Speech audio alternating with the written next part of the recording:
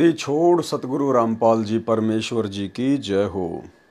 परमपिता परमात्मा सारी सृष्टि के रचनहार, कुल मालिक, असंख्य ब्रह्मांडों के स्वामी, जगत गुरु, तीनों लोकों में प्रवेश करके सब का भरण पोषण करने वाले राजाधिराज, आत्माधार, नाथों के नाथ, देवों के देव, महादेव, सर्वेश्वर, महेश्वर, मृत्युंजय, अजरो अमर, आदि अनादि सनातनी प्रभु, जगत पिता जगदीश्वर, श्री श्री 1008 की उपाधि के वास्तविक अधिकारी, अकाल मूरत शब्द स्वरूपी राम वासुदेव, सर्वगतम ब्रह्म, परम पूज्य, प्रथम पूज्य, परम संत, परम पुरुष, परम धनी, परम दयालु, सत्य कबीर, हक्का कबीर, अल्लाहु कबीर, अल्लाहु अकबर, वा खबर, अल्लाह ताला, जगत के तारणहार, जगत के मुक्तिदाता, जगत के जगन्नाथ, हारे के सहारे, हिंदुओं के राम, मुसलमानों के अल्लाह, सिखों के वाहिगुरु, ईसाइयों के मसीह, दया के सागर दयानिधि, करुणा के सागर करुणानिधि, स्वयंभू परिभू, संकट मोचन, कष्ट हरण, मंगल करण, दुख भंजन, अविगत कबीर,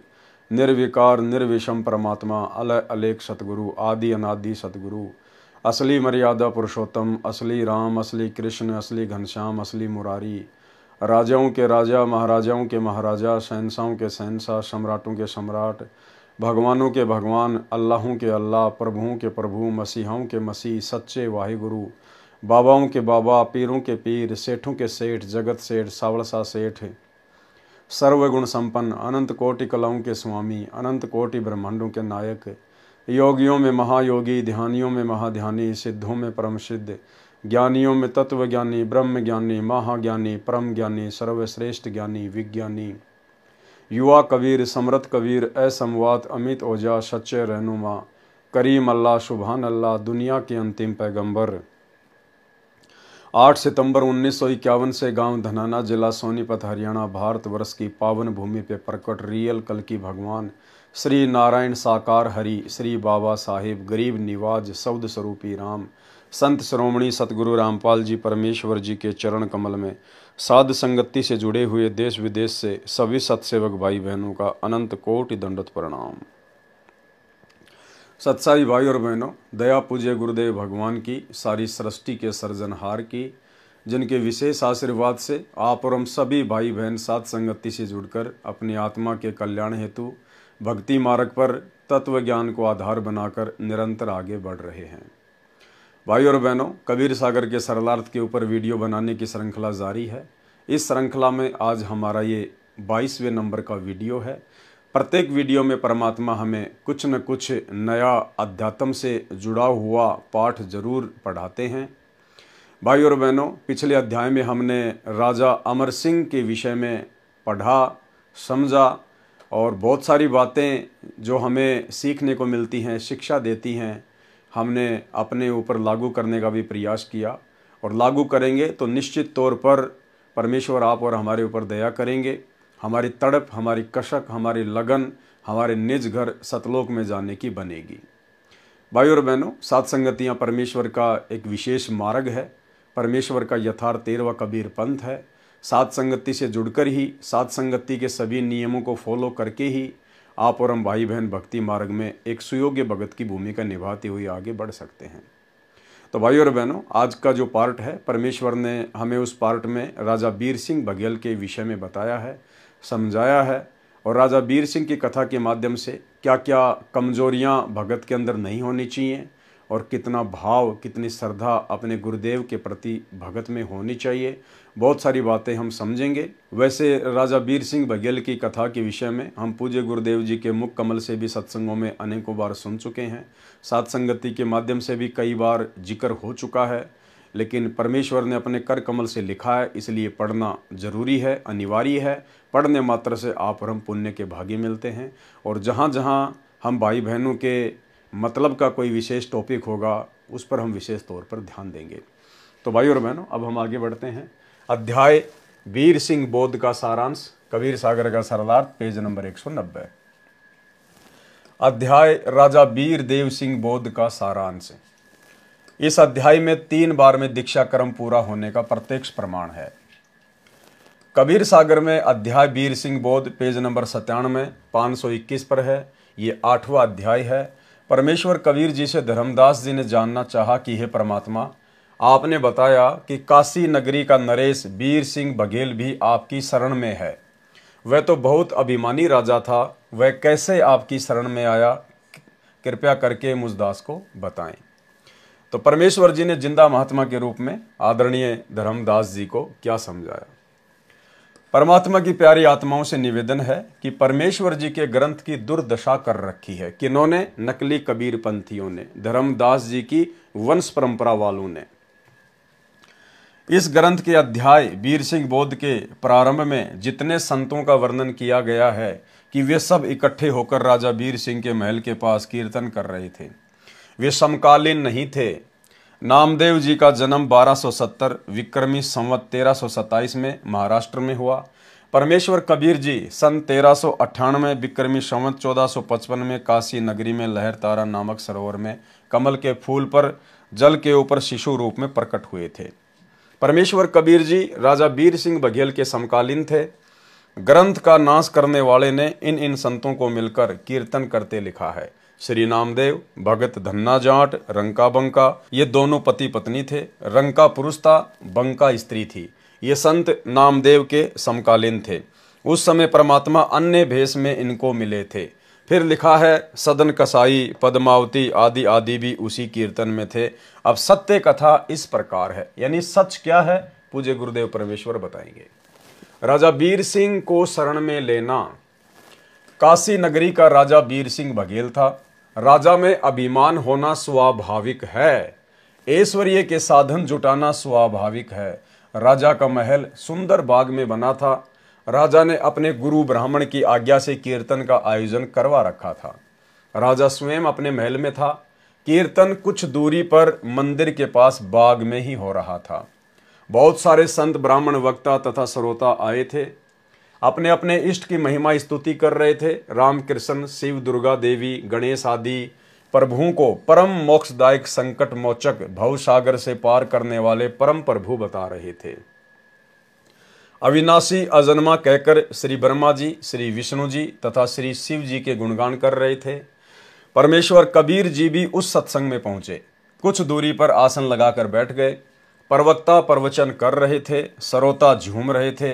कुछ समय के पश्चात राजा के गुरु ब्राह्मण ने कहा कि हे भगत, लगता है कि आप भी सत्संग करते हो, आओ आप भी कुछ ज्ञान का प्रसाद श्रोताओं को दो। परमेश्वर कबीर जी ने कहा कि हे संत महात्माओं, आपने तो सब कुछ सुना दिया है। अब आपके ज्ञान के सामने तो सूरज को दीपक दिखाना है। मैं और क्या ज्ञान सुनाऊं। ब्राह्मण ने तथा अन्य उपस्थित भक्तों संतों ने मिलकर अनुरोध किया। परमेश्वर कबीर जी ने कहा कि मेरा ज्ञान आप सुन नहीं सकोगे, आपके कान फट जाएंगे, दिमाग की नसें सिकुड़ जाएंगी, मस्तिष्क पर त्योड़ी पड़ जाएगी, बखेड़ा खड़ा हो जाएगा, आप मेरे से झगड़ा करोगे। तो सारे पंडित और गुरुजन क्या बोले? सर्व उपस्थित संतों भक्तों ने कहा कि भगत जी, हम साधु संत भगत हैं, हम कभी झगड़ा नहीं करते।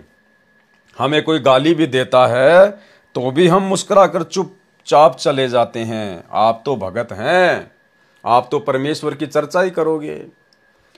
जब परमात्मा ने सारी बातें बता दी ना कि भाई मेरा प्रवचन आप लोग सुन नहीं पाओगे, मैं सत्य कहूंगा, तो आपके कान फट जाएंगे। अजी नहीं, हम तो भगत हैं, भगत कभी झगड़ा थोड़ी करते हैं, गाली गलौज थोड़ी करते, हम तो साधु संत हैं। भाई और बहनों, ठीक इसी प्रकार पूज्य गुरुदेव जी के सतलोक आश्रम बरवाड़ा में रहते सहते आप और हमें भी, जितने भी श्रद्धालु वहां पर आते थे, सारे के सारे एक नंबर के भगत लगते थे, एक नंबर के ब्राह्मण लगते थे। अगर कोई ठग भी आ गया, कोई चोरी करने के मकसद से भी आ गया और गले में यदि संत रामपाल जी का लॉकेट है, हम तो उसके ऊपर कुर्बान हो जाते थे। भगत जी सत साहिब, भगत जी मेरा बैग पकड़ना, मैं अभी नाके आया। तो ये अंधश्रद्धा भी नहीं होनी चाहिए भगत में, थोड़ा बहुत विवेक भी होना चाहिए ज्ञान को आधार बनाकर। उस समय तो हमें सभी भगत लगते थे। गुरुदेव के बेटा बेटी, भाई बंधु, रिश्तेदार, कोऑर्डिनेटर, सब एक नंबर के भगत। और वो लोग पेश भी इसी प्रकार से आते थे कि हमारे से बढ़कर तो कोई भगत है ही नहीं संगत में। जैसे ही बरवाला कांड हुआ, कुछ एक का तो बरवाला कांड में रिजल्ट सामने आ गया, कुछ एक का गुरुदेव के जेल जाने के बाद जैसे सात संगतियां शुरू हुई, उसके बाद में सबका निचोड़ सामने आ गया कि ये जितने भी परम भगत बने बैठे थे इन सतलोक आश्रमों में, गुरुदेव के कलयुगी परिवार वाले, उनके बेटा बेटी भाई बंधु रिश्तेदार, आज इन सब की राम कहानी, इन सब के कुकर्म, इन सब का अज्ञान, कितना ये गुरु को पहचान पाए, कितना ये भक्ति मार्ग पर अपनी आत्मा के कल्याण के लिए भक्ति कर रहे हैं या फिर बकवाद और मौज मस्ती के लिए भक्ति कर रहे हैं, इनका सारा निष्कर्ष आज निकल के आ चुका है। सात संगतियां शुरू होने के बाद किस कदर इन लोगों ने सात संगतियां रुकवाने के लिए भक्तों को लाठियों से, डंडों से मारा, पीटा, मुकदमे लगवाए, गाली गलौज की तो कोई सीमा ही नहीं है, पुलिस वालों को शराब पिला के, पैसा दे के सात संगतियां रुकवाना। और वर्तमान में संगत से किस प्रकार गुरुदेव भगवान के ज्ञान और सत्संगों के विरुद्ध कुकर्म करवाकर सबको काल की गोद में बैठाना, राजनीति करवाना, स्टेडियम बनवाना, हॉस्पिटल बनवाना, गुंडों की सीबीआई जांच, आरक्षण में भक्तों को बैठाना, भक्तों के दान ज्योति पाठ का पैसा चंदे के रूप में जगत वालों को देना, रक्तदान, देह दान, आश्रमों में कैंप लगाना, शिविर लगाना, तरह तरह की बकवादें। तो आज इनका काला चेहरा, इनका काला चिट्ठा संगत के सामने निकल के आ रहा है कि वास्तव में हम जिनको परम भगत समझा करते थे, गुरुदेव के परिवार वालों को, इन कोऑर्डिनेटरों को, इनको तो गुरुदेव के तत्व ज्ञान की छींट भी नहीं है। तो ठीक इसी प्रकार जब कबीर परमेश्वर जी ने एक संत रूप में उन पंडितों से कहा कि भाई मेरा सत्संग आप सुन नहीं पाओगे, तो उन सब ने क्या कहा? सर्व उपस्थित संतों भगतों ने कहा कि भगत जी हम साधु संत भगत हैं, हम कभी झगड़ा नहीं करते, हमें कोई गाली भी देता है तो भी हम मुस्कुराकर चुप रहकर चले जाते हैं। आप तो भगत हैं, आप तो परमेश्वर की चर्चा ही तो करोगे। करनी तो चर्चा ही थी, लेकिन भाई वो सत्य चर्चा थी, और सत्य चर्चा चाहे भगत हो चाहे जगत हो, जो काल प्रेरित होता है उसको अच्छी नहीं लगती। हम वादा करते हैं कि आपसे कोई झगड़ा विरोध नहीं करेंगे। परमेश्वर कबीर जी ने कहा, परमेश्वर कबीर वचन। अब परमेश्वर ने तो अपना वही तत्व ज्ञान देना था, अपना वही सृष्टि रचना का ज्ञान, यथार्थ ज्ञान जो वेद गीता कुरान पुराण में है। हरि ब्रह्मा शिव शक्ति उपाई, इनकी उत्पन्न कहूं बुझाई। ये जो तुम्हारे ब्रह्मा विष्णु महेश हैं, आदि शक्ति दुर्गा है तुम्हारी नजरों में, अब मैं आपको इनकी उत्पत्ति की कहानी बताता हूं। तुम जिनको अजरो अमर कह के अभी इनकी प्रशंसा कर रहे थे, बिना भेद सब फूले ज्ञानी, ताते काल बांधी जीवतानी, कि तुम तो बिना भेद के, बिना शास्त्रों की जानकारी के, बिना तत्व ज्ञान के खाली भौंक रहे हो। अजर अमर है देश सुहेला, सोवे कही पंथ दुहेला। आगे परमात्मा ने इनका सरलार्थ किया हुआ है, ताका मरम भगत नहीं जान्या, कृत्रिम करता से मन माना। हम तो अगम देश से आए, सत्य नाम सौदा हम लाए। साखी कृत्रिम रस रंग भेद दिया, वह तो पुरुष है न्यार। तीन लोक के बाहिरे, पुरुष सो रहत निनार। प्रथम अर्जुन को बल दीन्या, पीछे सब बल हर लीन्या। कि इस काल ने पहले तो अर्जुन को शक्ति दे दी, महाभारत का युद्ध करवाना था, और महाभारत के युद्ध के बाद, श्री कृष्ण जी की मृत्यु के बाद, जब गोपियों के लेकर अर्जुन आ रहा था तो उसका सारा बल छीन लिया। कृष्ण ने जब त्यागी देही, भील बालिया बदला लेही। अर्जुन तब गोपियां लेवाए, आगे खड़े भील बहु पाए। भीलों घेरा अर्जुन का दीन्या, मारा पीटा गोपियन लीन्या। गांडीव लिए अर्जुन रोवे, चला नहीं धनुष कारण टोवे। कि ये धनुष क्यों नहीं चल रहा, जिस धनुष से मैंने महाभारत में लाखों मार दिए। कृष्ण को अर्जुन कोश है, कृष्ण छलिए के मरे भरोसे। महाभारत में जब नाश करवाया, गांडीव धनुष से सब मार गिराया। आज वह गांडीव हाथ ने उठाया, भीलों ने जब जी भरकर कूटा। भीलों ने अर्जुन को ढंग से कुटाई करी उसकी, और वो गांडीव धनुष महाभारत में जिससे लाखों मार दिए थे अर्जुन ने, वो उठाया भी नहीं जा रहा था। काल ने सारा बल वापस खींच लिया अपना। रामचंद्र ने बाली मारा, वृक्ष ओट ले कह करतारा। तुम उसको भगवान कहते हो जो पेड़ की ओट लेकर धोखे से, और जिसने बाली को मारा। सब भूले हो बिना विवेका, बिना तत्व ज्ञान के तुम सब भूल में हो। हम राम कृष्ण मरते देखा, मरे ब्रह्मा विष्णु महेशा, साथ है नारद सारद शेषा। मरे ज्योति निरंजन अभिमानी, साथ मरे तुम्हारी आदि भवानी।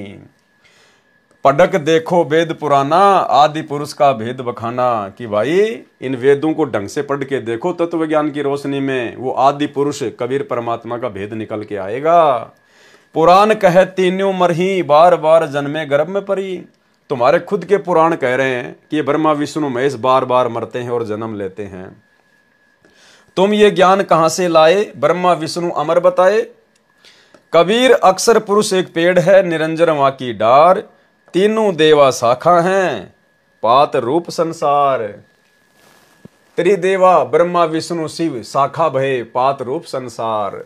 रजगुण ब्रह्मा, सतगुण विष्णु, तम गुण शंकर कहलावे रे। चौथे पद का भेद नियारा, कोई बिरला साधु पावे रे। चौथा पद यानी इस काल के विषय में भी कोई बिरला ही जान पाता है, अन्यथा इस काल की जानकारी भी यहाँ के बड़े बड़े शंकराचार्यों को नहीं है। तीन देव को सब कोई ध्यावे, चौथे पद का मर्म न पावे। ब्रह्मा विष्णु महेश को तो सब जानते हैं, लेकिन चौथा जो काल है उसका तो कोई बिरला ही भेद निकाल सकता है। चौथा छोड़ पंचम को दावे, उस चौथे काल निरंजन को छोड़कर हमने तो पांचवे की भक्ति करनी है। कहे कबीर वह हम पर आवे। पांचवा कौन है? कबीर परमात्मा। तीन तो हो गए ब्रह्मा विष्णु महेश, चौथा हो गया ये काल, और पांचवा परम अक्षर ब्रह्म परमात्मा कबीर देव। तीन गुणों की भक्ति में भूल पड़े संसार, कहे कबीर निज नाम बिना कैसे उतरो पार। तीन देव की जो करते भक्ति, उनकी कभू ना होवे मुक्ति। जब तीनों देवा ब्रह्मा विष्णु महेश की खुद की ही मुक्ति नहीं है, तो भला इनकी भक्ति करने से आम प्राणियों की मुक्ति कैसे हो जाएगी। कबीर ओंकार नाम है काल का, ये जो ओम मंत्र है ये इस काल का है। याकू करता मत जान, इसी को भगवान मत मानो। साचा शब्द कबीर का, पर्दे माही पहचान। सच्चे सतगुरु की शरण में आके तत्व ज्ञान लेके फिर पहचान कर कि वास्तव में परमात्मा कौन है। तीन लोक सब राम जपत है, जान मुक्ति को धाम। रामचंद्र वशिष्ठ गुरु कियो, तिनको सुनायो ओम नाम।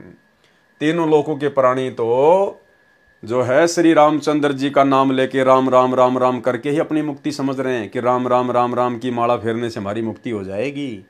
परमात्मा कहते हैं उस तुम्हारे श्री रामचंद्र जी ने खुद ओम नाम का जाप किया था आजीवन, वशिष्ठ मुनि से उपदेश लेकर। यानी तुम्हारे रामचंद्र जी ने तो ओम नाम का जाप किया, और तुम खाली राम राम राम राम राम राम करके मुक्ति चाह रहे हो। कभी जिंदगी में नहीं मिलेगी। अगर गुरु और शिष्य के पेट में दर्द है तो गोली एक ही खानी पड़ेगी। राम कृष्ण अवतार हैं, इनका नहीं संसार। जिन साहब संसार रचा, सो कीन न जान्यो नार। ये राम और कृष्ण जो हैं ये अवतार हैं, भगवान नहीं है। इन्होंने संसार की रचना नहीं की है। और जिस साहब ने, जिस परमेश्वर ने संसार को रचा है, सो कीन्यो न जान्यो नार, उसको तो किसी ने पहचाना भी नहीं है। चार भुजा के भजन में भूल पड़े सब संत। चार भुजा ब्रह्मा विष्णु महेश की चार चार भुजा हैं, ये अपनी चार चार भुजा बना सकते हैं। कहते हैं सारा संसार इन्हीं की भक्ति में उलझा हुआ पड़ा है। कबीर सुमरे तास को, जाकी भुजा अनंत।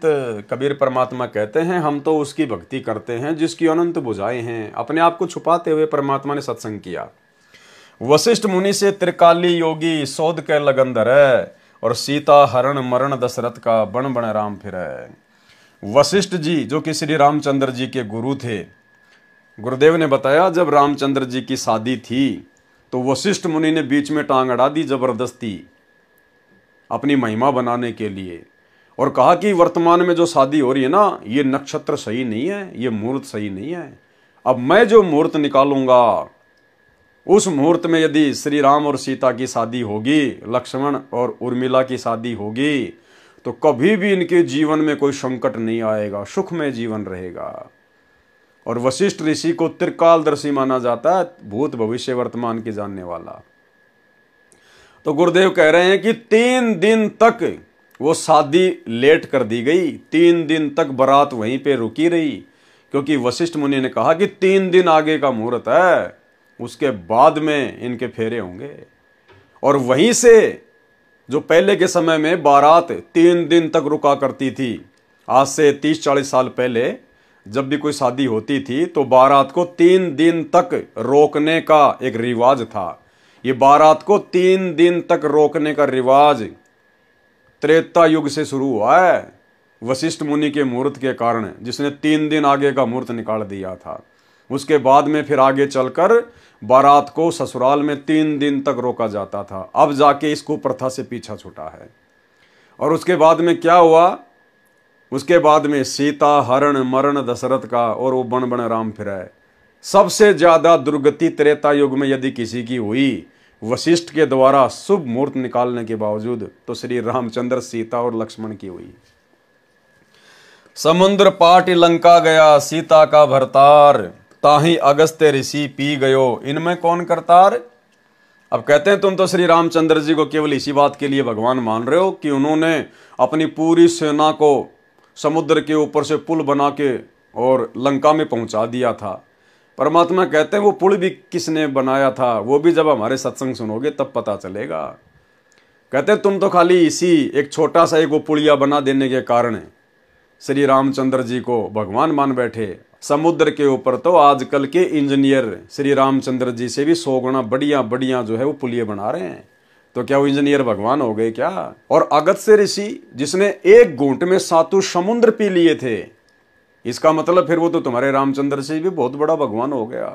तो गुरुदेव कहते हैं इन अवतारों को भगवान मानने का जो पैमाना तुमने सेट कर रखा ना, ये तुम्हारा गलत है। गोवर्धन श्री कृष्ण धार्यो द्रोणागिरी हनुमंत, शेष नाग सब सृष्टि उठायो इनमें कौन भगवंत। काटे बंधन विपत में कठिन कियो संग्राम, चीनो रे नर प्राणियों गरुड़ बड़ो के राम। कहे कबीर चित चेतु शब्द करो निर्वार, श्री रामचंद्र को करता कहें भूली पड़ो संसार। जिन राम कृष्ण निरंजन किया सो तो करता न्यार, अंधा ज्ञान न बूझ ही कहे कबीर विचार। मुझदास रामपाल दास पर परमेश्वर कबीर जी की कृपा हुई है, यानी गुरुदेव भगवान अपने आप को छुपा रहे हैं, बाकी स्वयं ही कबीर परमात्मा है। आप और हमें तो अब अच्छी प्रकार से समझ में आ गया है। इसी संदर्भ में कुछ वाणी रची हैं जो निमन है। प्रकरण यही चल रहा है, इसलिए ये वाणी लिख रहा हूं। यही ज्ञान परमेश्वर कबीर जी ने उपस्थित व्यक्तियों को सुनाया था। अब गुरुदेव भगवान कह रहे हैं कि उस समय जब परमात्मा को सत्संग करने का मौका दिया गया तो परमात्मा ने ये का ये ज्ञान सुनाया था, क्योंकि सुनाने वाले कौन थे? स्वयं सतगुरु रामपाल जी परमात्मा। तो परमेश्वर ने यही ज्ञान सुनाया था जो वाणियां अब वर्तमान में गुरुदेव भगवान ने अपनी तरफ से लिखी हैं, यानी हमारे पूज्य गुरुदेव सतगुरु रामपाल जी ने अपनी तरफ से ये वाणियां बनाई हैं। हमारे पूज्य गुरुदेव के द्वारा ये वाणियां बनाई गई हैं और बहुत ही मीठी और प्यारी ये वाणियां हैं। बहुत ही सरल तरीके से समझाया परमात्मा ने। युद्ध जीतकर पांडव खुशी हुए अपार, इंद्रप्रस्थ की गद्दी पर युधिष्ठिर की सरकार। महाभारत का युद्ध हुआ, पांडवों की जीत हुई और दिल्ली की गद्दी, यानी इंद्रप्रस्थ कहा जाता था पहले दिल्ली को, तो दिल्ली की गद्दी पर युधिष्ठिर की सरकार बन गई। एक दिन अर्जुन पूछता सुन कृष्ण भगवान, एक बार फिर से सुना दियो वो निर्मल गीता का ज्ञान। अर्जुन ने कहा श्री कृष्ण जी से एक दिन कि भगवान एक बार मुझे वो गीता जी का ज्ञान फिर से सुना दो जो आपने मुझे महाभारत के युद्ध में सुनाया था। घमासान युद्ध के कारण भूल पड़ी है मोहे, ज्यों का त्यों कहना भगवान तनिक न अंतर होए। कि उस समय तो भयंकर नगाड़े बज रहे थे, शोर शराबा था, युद्ध हो रहा था, अग्निबाण छूट रहे थे। भगवान मेरे ज्यादा कुछ समझ में नहीं आ पाया, आप एक बार फिर से वही ज्ञान मुझे वैसा का वैसा सुना दो। ऋषि मुनि और देवता सबको रहे तुम खाए, कि आप ऋषि मुनि देवता सबको आपने जो मुझे अपना विराट रूप दिखाया था ना, काल रूप, आप तो सभी देवी देवताओं को, ऋषि मुनियों को जो आपकी भक्ति कर रहे थे उनको भी आप खा रहे थे, आपके मुंह में जा रहे थे। इनको भी नहीं छोड़ा आपने, रहे तुम्हारा ही गुण गाए। भगवान वो तो आपकी भक्ति कर रहे थे और आप तो उनको भी खा रहे थे। कृष्ण बोले अर्जुन से ये गलती क्यों कीन। अब श्री कृष्ण जी ने कहा, रे अर्जुन तूने ये गलती क्यों कर दी भाई, ऐसा निर्मल ज्ञान तेरी बुद्धि में क्यों नहीं समाया, तू भूल क्यों गया, ऐसे निर्मल ज्ञान को भूल गया बुद्धिहीन। अब मुझे भी कुछ याद नहीं, भूल पड़ी नादान, जो कहते हो उस गीता का मैं नहीं कर सकता गुणगान। इसका मतलब वो ज्ञान श्री कृष्ण जी ने नहीं बोला था, अन्यथा श्री कृष्ण जी ने बोला होता तो वो तो फिर से सुना देता, कौन सी बड़ी बात है, ऐसा का ऐसा हो तो फिर से सुना देता। लेकिन आप सबको अब मालूम हो गया है, जगत की दृष्टि में तो वो काल ने ज्ञान दिया था, लेकिन असल में कबीर परमात्मा सतगुरु रामपाल जी ने ही पूरी लीला रची थी। स्वयं श्री कृष्ण को याद नहीं और अर्जुन को धमकावे, बुद्धि काल के हाथ है चाहे त्रिलोकी नाथ कहावे। ज्ञानहीन प्रचार का ज्ञान कथे दिन रात, जो सर्वे को खाने वाला कहे उसी की बात। सब कहें भगवान कृपालु हैं, कृपया करे दयाल, जिसकी सब पूजा करें वह स्वयं कहे मैं काल। मारे खावे सबको वह कैसा कृपाल, कुत्ते गधे सुअर बनावे है फिर भी दीन दयाल। बाइबल वेद कुरान है जैसे चांद प्रकाश, सूरज ज्ञान कबीर का करे तिमिर का नाश। रामपाल साची कहे करो विवेक विचार, सतनाम व सार नाम यही मंत्र है सार। कबीर हमारा राम है वो है दीन दयाल, संकट मोचन कष्ट हरण गुण गावे रामपाल। ब्रह्मा विष्णु शिव हैं तीन लोक प्रधान, अष्टंगी इनकी माता है और पिता काल भगवान। 1 लाख को काल नित खावे सीना ताण, ब्रह्मा बनावे विष्णु पाले शिव कर दे कल्याण। अर्जुन डर के पूछता है यह कौन रूप भगवान, कह निरंजन में काल हूं सबको आया खान। ब्रह्म ज्ञान इसी का है वेद करे गुणगान, जन्म मरण 84 ये इसका संविधान। 4 राम की भक्ति में लग रहा संसार, 5वें राम का ज्ञान नहीं जो पार उतारन हार। ब्रह्मा विष्णु शिव तीनों गुण हैं, दूसरा प्रकृति का जाल, लाख जीव नित भक्षण करे राम तीसरा काल। अक्षर पुरुष है राम चौथा जैसे चंद्रमा जान, 5वां राम कबीर है जैसे उदय हुआ भान। राम देवानंद गुरु जी कर गए नजर निहाल, सतनाम का दिया खजाना बरते रामपाल। परमेश्वर गुरु को महत्व देते हुए अपने आप को गुरु से छोटा सिद्ध कर रहे हैं, यानी परमेश्वर लीला कर रहे हैं गुरु शिष्य परंपरा का निर्वाह करते हुए।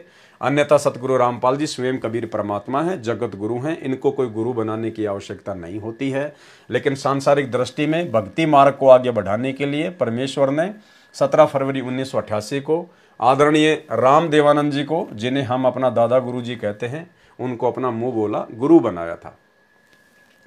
परमेश्वर कबीर जी के उपरोक्त सत्य ज्ञान को सुनकर सर्व श्रोता आश्चर्यचकित रह गए।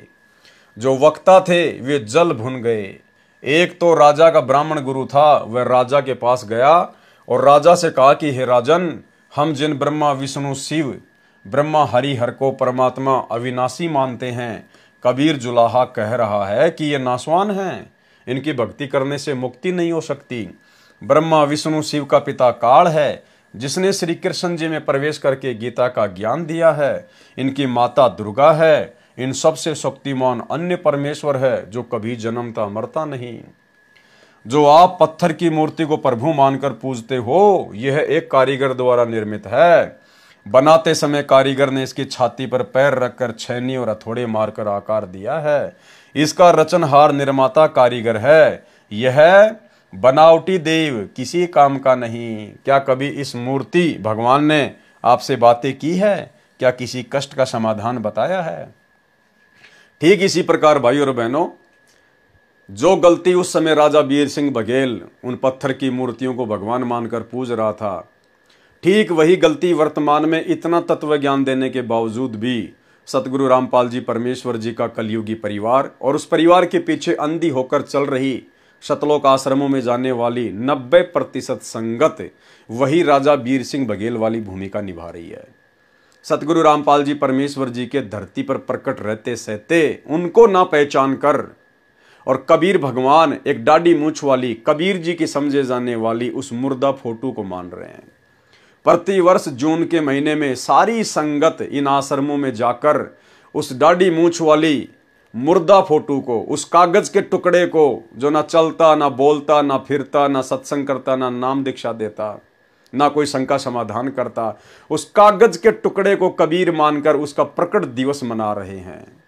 राजा वीर सिंह वाली अंधता आज वर्तमान में 90% संगत कर रही है।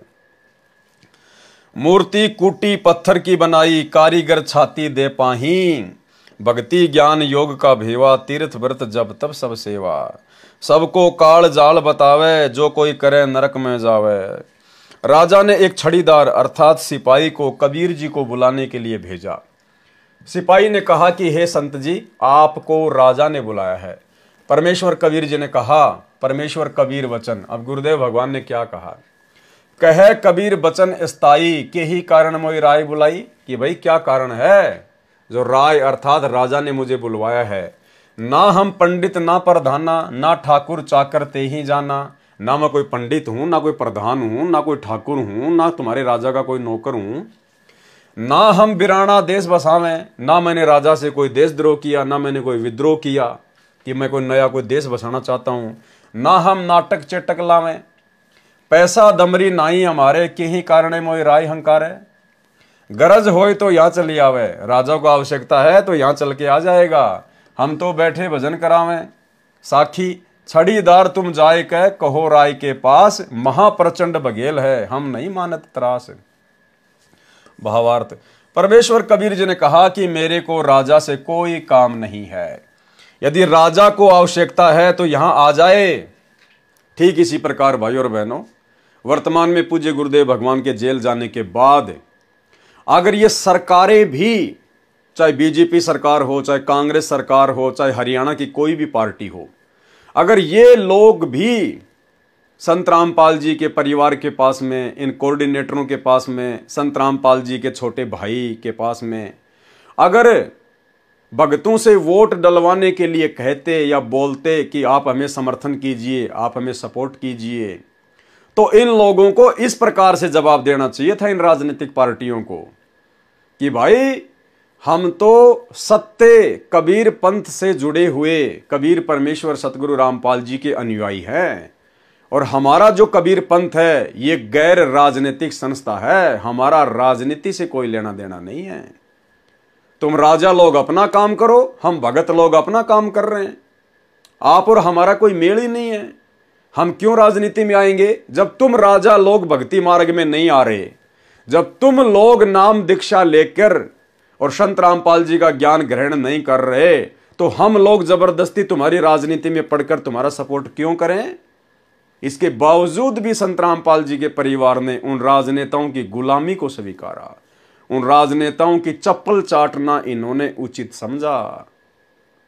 अन्यथा अगर सच्चे कबीर सतगुरु रामपाल जी के ये लोग सच्चे भगत होते, तो जिस प्रकार हमारे गुरुदेव भगवान ने राजा बीर सिंह के नौकर को जवाब दिया कि भाई ना मैं कोई ठाकुर हूं, ना मैं कोई प्रधान हूं, ना मैं कोई तेरे राजा का चमचा हूं, और ना मैंने कोई ले रखा कुछ, और तेरे राजा को अगर गर्ज है तो यहां आ जाएगा। वर्तमान में अगर ये सच्चे भगत थे ना, तो इन लोगों को इस प्रकार से जवाब देना चाहिए था। लेकिन इनके पास तो कोई ऑफर आया ही नहीं, इनके पास तो कोई ऑफर आया ही नहीं। अगर किसी राजनीतिक पार्टी का ऑफर आ जाता, भाइयों और बहनों, ये तो फूल के गुब्बारे हो जाते, ये तो अपना तन मन धन सब कुछ न्यौछावर कर देते। ये तो जबरदस्ती राजाओं के अंदर घुसे, जबरदस्ती। और गुरुदेव भगवान ने हमें एक सत्संग में क्या बताया काफिर के अंग में कि भाई जो अपने से जो ठाडा होता है, जो अपने से ताकतवर होता है हर प्रकार से, भगत ने उसके अंदर नहीं घुसना चाहिए, भगत ने अपने भक्ति भाव में रहना चाहिए। और गुरुदेव ने एक गीदड़ और एक ऊंट की कहानी सुनाई। गुरुदेव ने बताया कि एक बार एक ऊंट मर गया, और भाई बरसात का समय था, और एक गीदड़ उस ऊंट को खाता खाता खाता खाता अंदर से उसने खोखला कर दिया, और ऊंट के अंदर जा घुसा। ऊपर से बारिश हो गई, और बारिश के कारण ऊंट का पेट फूल गया, और वो जो द्वार था, जो रास्ता था, वो हो गया बंद, और गीदड़ तो अंदर की अंदर पैक हो गया। अब गिद्दर मारे किलकी, लैट्रीन करे, पेशाब करे, चिल्लावे, अब बाहर कैसे निकले। अब 2-3 दिन की मशक्कत के बाद में दे टक्कर फिर अचानक से वो खुला। अब गिद्दड़ ने तो छलांग लगा दी, पीछे मुड़ के भी नहीं देखा, और बाकी अपने परिवार वालों के पास में गया, अन्य जहां रहा करते थे, अन्य जो गीदड़, उन लोगों ने कहा अरे 2-4 दिन से तू दिखाई नहीं दिया, कहां चला गया था। उसने कहा भाई चला कहां गया था, एक शिक्षा तो मेरे को मिल गई, क्या, अपने से ठाडे के अंदर कभी नहीं घुसना चाहिए, अपने से ताकतवर के अंदर कभी भी जबरदस्ती नहीं घुसना चाहिए। तो भाइयों और बहनों, उस गिद्दड़ की तरह ये सतलोक आश्रम मैनेजमेंट हरियाणा वाले, गुरुदेव के परिवार वाले, अपने से ठाडे, अपने से ताकतवर काल के एजेंट इन राजनेताओं के अंदर जबरदस्ती घुस चुके हैं। अब इसका परिणाम भी उस गिद्दड़ की तरह आने वाले समय में इनको भोगना पड़ेगा। तो जिस प्रकार हमारे बाप ने जवाब दिया एक राजा को, अगर उसी बाप की अगर ये नेक संतान होती, वर्तमान में जो गुरुदेव के बेटा बेटी भाई बंधु रिश्तेदार कोऑर्डिनेटर, तो ये जवाब देते। लेकिन राजनेताओं ने तो कोई ऑफर दिया ही नहीं। ये तो जबरदस्ती राजनेताओं से ऑफर ले रहे हैं, जबरदस्ती अपने आश्रम चलाने के लिए। इनको इतना डर है, इतना भय है कि यदि हमने सरकार का सपोर्ट नहीं किया, बीजेपी का, तो हमारे आश्रम नहीं चलेंगे। इनको भगवान पे भरोसा नहीं है, इनको अपने गुरु पे भरोसा नहीं है, क्योंकि गुरु पे तो भरोसा उस समय होगा जब गुरु का आदेश होगा आश्रम खोलने का। इन्होंने तो राजनेताओं को अपना बाप बना रखा है, इनको तो राजनेताओं की चापलूसी करनी है, धंधा करना अपना। परमेश्वर कबीर जी ने कहा कि मेरे को राजा से कोई काम नहीं है, यदि राजा को गरज अर्थात आवश्यकता है तो यहां आ जाएगा। न तो मैं पंडित हूं, न राजा का नौकर हूं, न ठाकुर, न कोई भिन्न देश बना रहा हूं, यानी ना मैं कोई देशद्रोही हूं, न मैं कोई जादू जंतर चेटक टूणे टोटके करने वाला। मुझे किस कारण से राजा ने बुलाया है, हम नहीं जाते। सिपाही ने जाकर नमक मिर्च लगाकर राजा को बताया। राजा बुद्धिमान भी होते हैं। राजा वीर सिंह बघेल ने विचार किया कि लालची संत होता तो दौड़ा आता, राजा के बुलाने पर भी नहीं आया तो देव स्वरूप है, व्यक्ति नहीं है। राजा वीर सिंह का कबीर जी के पास जाना। अब जैसे ही राजा वीर सिंह उठकर चले, प्रभावित हुए कि संत अगर होता सामान्य तो दौड़ा चला आता कि राजा ने बुलाया, पता नहीं क्या दान दक्षिणा देगा, कितनी गाय दान में देगा, कितना सम्मान देगा। लेकिन परमात्मा ने साफ साफ मना कर दिया। आप और हमें शिक्षा दे रहे हैं परमात्मा। ये कहानियां खाली हमने पढ़ने तक सीमित नहीं रखनी है कि गुरुजी ने लिख दी और हमने इनको पढ़ लिया और साइड में रख दिया।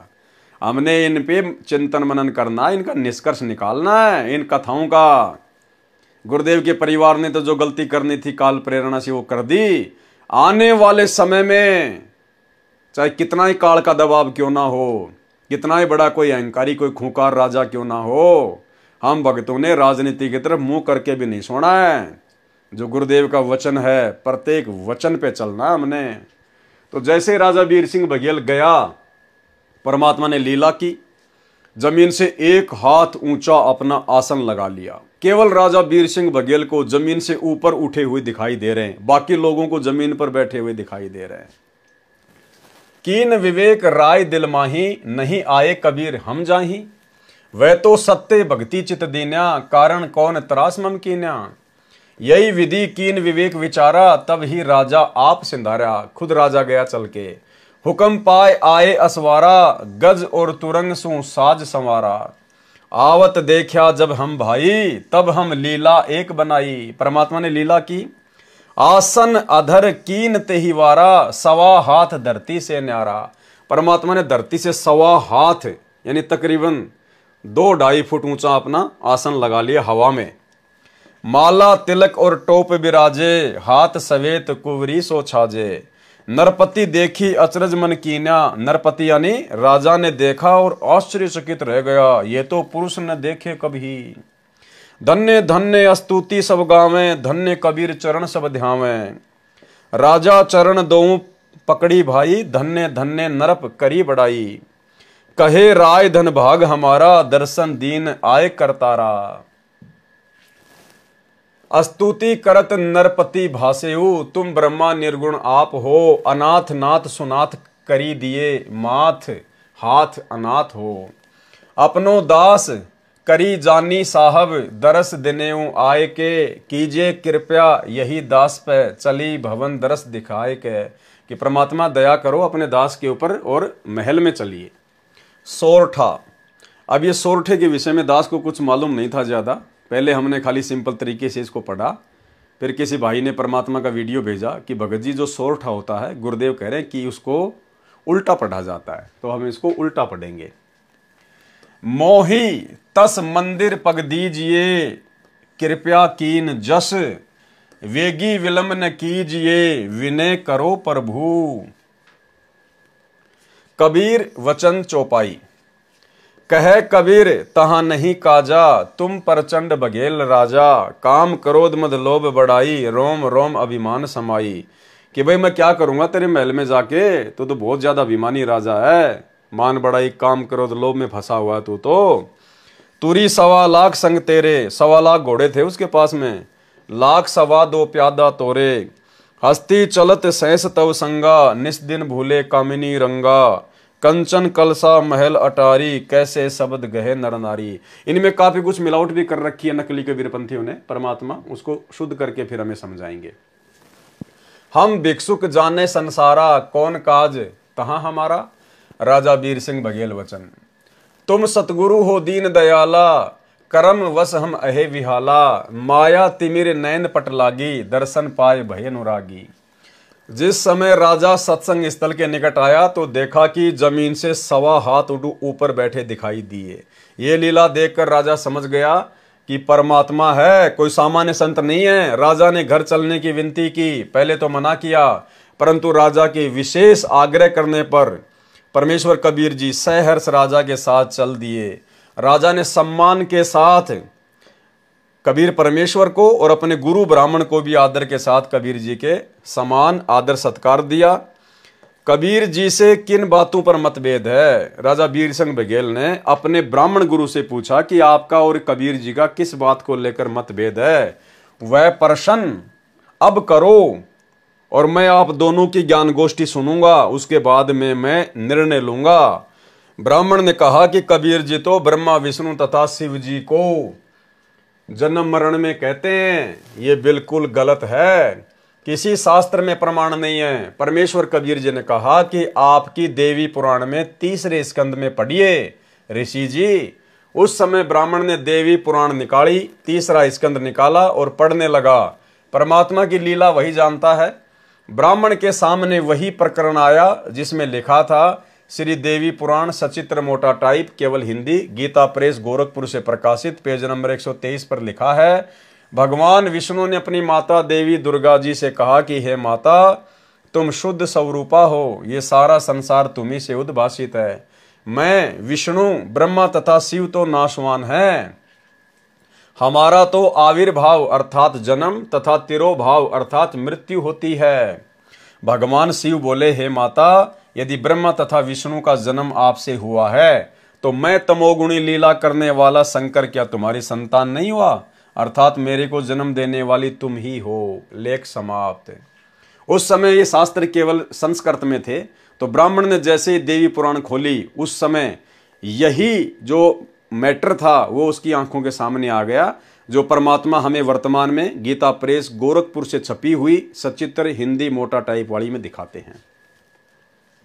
श्री देवी पुराण में यह प्रकरण देखकर ब्राह्मण के चेहरे का रंग उतर गया, परंतु मन में सोचा कि मना कर देता हूं कि ऐसा कहीं नहीं लिखा है। परमात्मा अंतर्यामी थे, जान गए। परमेश्वर कबीर जी ने कहा कि ब्राह्मण जी, आप राजा की कचहरी में बैठे हो, आज ये निर्णय होकर रहेगा, किसी दूसरे पंडित को बुलाकर ये स्पष्ट किया जाएगा। अब पंडित ने देखा अगर दूसरा पंडित आ गया तो वो तो सारी बातें सही सही बताएगा राजा के सामने।